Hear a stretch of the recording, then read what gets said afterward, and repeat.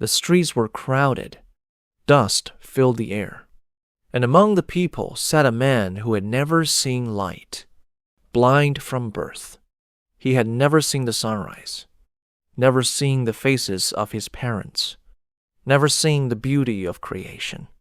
Day after day, he sat in darkness while the world moved around him. Then, one day, Jesus walked by. The disciples looked at the blind man and asked a question many people still ask today. Who sinned? Was it this man or his parents that caused this suffering? But Jesus answered, "This happened so the power of God could be seen in him." At that moment, everything was about to change. Jesus stepped closer. The crowd watched in silence as he knelt to the ground, mixed mud with his saliva, and gently placed it over the blind man's eyes. Then Jesus spoke, "Go wash in the pool of Siloam." The man could have doubted. He could have ignored the command, but instead, he obeyed. Step by step, still blind, he made his way to the water. The people stared. Some whispered. Others laughed. But the man kept walking.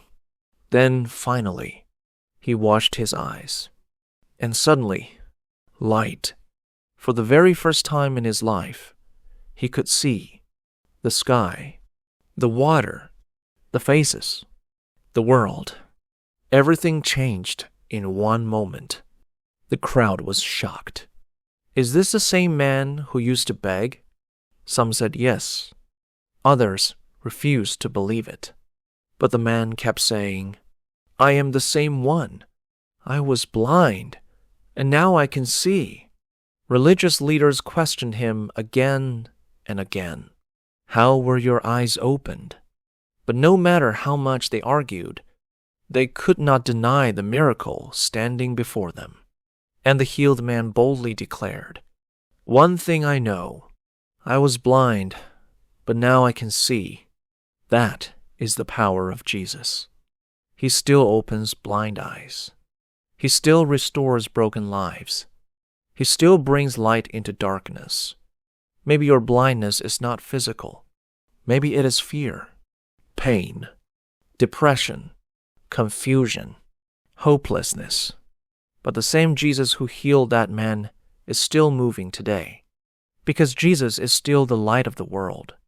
And when his light enters your life, darkness cannot remain. Jesus is alive, and Scripture is still alive today.